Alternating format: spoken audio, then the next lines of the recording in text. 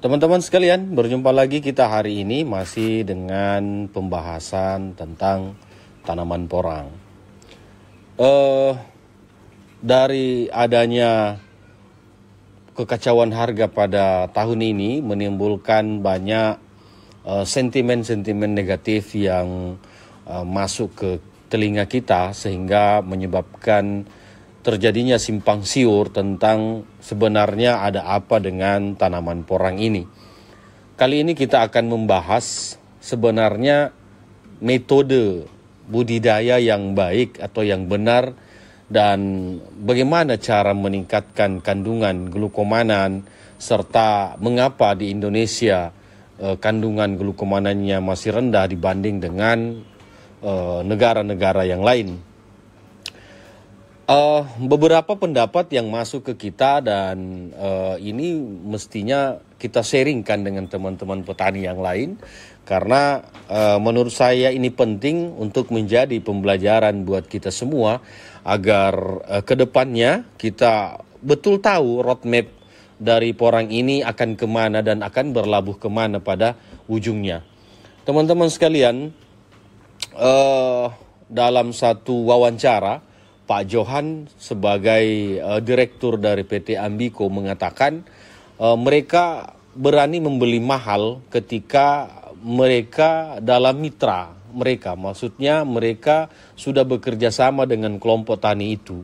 Dan yang paling menarik dalam pembahasan itu beliau mengatakan bahwa mereka menerima umbi yang sekitaran sudah ditanam selama 3 tahun. Nah, kalau begitu misalnya ditanam 3 tahun ini kan membutuhkan waktu yang cukup panjang dibanding dengan metode yang kita lakukan sekarang ini. Ada juga pendapat yang berbeda dari Pak Dhani Sudrajat mengatakan bahwa sesungguhnya besaran umbi itu tidak menjamin pada kualitas ataupun besarnya kandungan glukomanan di dalam tanaman porang itu sendiri. Ini kita sebagai petani, sebagai pelaku di dalam pertanian porang ini menjadi sangat bimbang, menjadi sangat tidak tahu dan tidak mengerti yang mana yang akan kita ikuti. Karena mereka para senior sendiri ini berbeda antara pabrik yang satu dengan pabrik yang lain. Nah, khususnya untuk budidaya ini ada pendapat mengatakan bahwa porang itu tidak usah terlalu besar. Porang itu cukup dengan 500 sampai 1,5 kilo saja itu sudah ideal dan sudah bagus kandungan glukomanannya. Tapi di lain sisi ada juga yang mengatakan bahwa porang itu harus di atas 3 kilogram dan ditanam selama 3 tahun. Nah, ini kan menjadi problem buat kita, khususnya teman-teman petani baru, petani pemula yang memang tidak mempunyai ilmu untuk berbudidaya porang ini.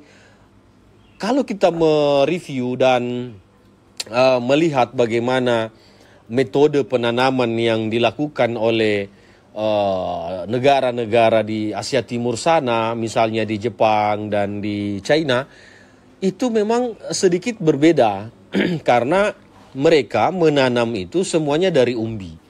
Mereka menanam porang itu dari umbi karena hampir di sana itu umbi atau konjek mereka itu tidak memiliki kata, hanya spora terus ditumbuhkan untuk pembibitan, di tahun kedua ditanam dari umbinya. Nah, itu juga langsung dipanen. Beratnya juga tidak terlalu besar, tidak sama dengan umbi-umbi kita di Indonesia. Ada yang sampai 10 kilo, ada yang sampai 15 kilo. Mereka menurut yang kita lihat atau yang kami lihat itu hanya kisaran antara 1 sampai 2 kilo besaran umbi yang mereka produksi di pabrik-pabrik mereka.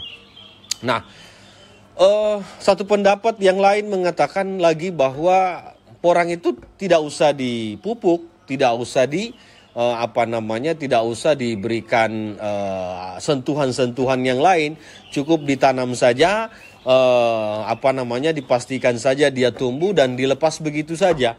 Nah, kalau sudah seperti itu berarti metode budidaya yang kita terapkan selama ini itu beda jauh dengan apa namanya yang dimaksudkan oleh teman ini.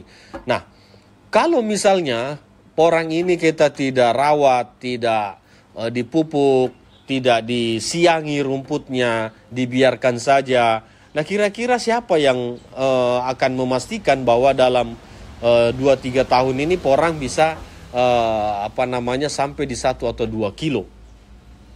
Kalau misalnya kita tidak melakukan pemupukan baik yang sifatnya kompos ataupun pupuk organik cair dan lain-lain, atau misalnya ada yang menambahkan juga tambahan sedikit pupuk kimia, nah otomatis perkembangan porang ini itu kan tidak cepat gitu. Sama dengan kita melepaskan dia tumbuh liar di hutan. Teman-teman sekalian, ada baiknya mungkin memang kita melakukan riset bagaimana menentukan MDPL, bagaimana menentukan tekstur tanah yang diinginkan, terus bagaimana menentukan karbon organik yang ada di dalam tanah, terus apakah misalnya dengan di pinggir pantai kita tanam akan berbeda potensi umbinya dengan yang di dataran tinggi yang misalnya antara 800 sampai 1500 mdpl. Begitu juga dengan yang dinaungi ataupun yang di bawah naungan ataupun yang tidak di bawah naungan. Nah, ini semua sebenarnya memang perlu riset, teman-teman. Karena kalau kita mau bermitra langsung dengan perusahaan seperti Ambiko misalnya, itu juga mereka terbatas. Dia kalau menurut informasinya hanya 2.000 ton umbi produksi minimal diterima dalam 1 tahunnya. Nah, sementara di Indonesia sekarang ini itu dari Sabang sampai Merauke teman-teman petani sudah berbudidaya porang. Salah satu kelemahan kita juga memang karena hulunya sudah begitu masif dilakukan penanaman, tapi hilirisasinya ibarat kata ini 1 berbanding 100 orang yang menanam, pabriknya 1, sehingga bisa dipastikan bahwa tahun ini juga tidak akan mengcover umbi produksi yang dihasilkan oleh petani. Kalau kita lihat juga memang ada bertumbuh pabrik-pabrik yang baru, contoh kayak di Langsa, ada Mas Paidi di sana mengembangkan, ada di Bengkulu. Di Sulawesi Selatan juga sudah dibangun lagi 1 milik dari PT Al-Fatih Porang, Pak Saharudin Arif.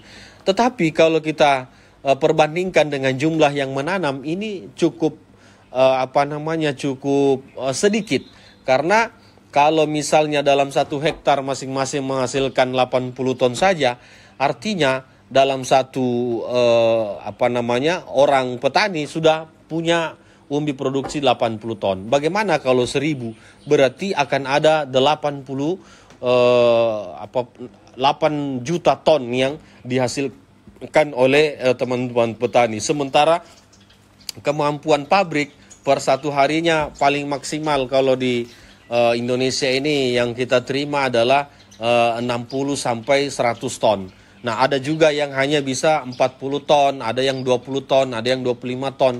Nah, kalau begitu kemana kita akan menjual porang kita kalau seandainya pabrik-pabrik ini hanya menerima terbatas, gitu. Jadi ini perlu juga kita pertimbangkan, khusus yang baru mau menanam sebaiknya Anda berpikir ulang. Kalau yang baru mau menanam ini sebaiknya ditunda dulu sebelum ada kejelasan tentang bagaimana masa depan dari tanaman porang ini. Lebih bagus yang sudah terlanjur menanam inilah yang mengembangkan, dan kalau bisa betul-betul kita belajar ulang bagaimana sebenarnya teknik yang benar, bagaimana teknik yang pasti terhadap budidaya tanaman porang ini.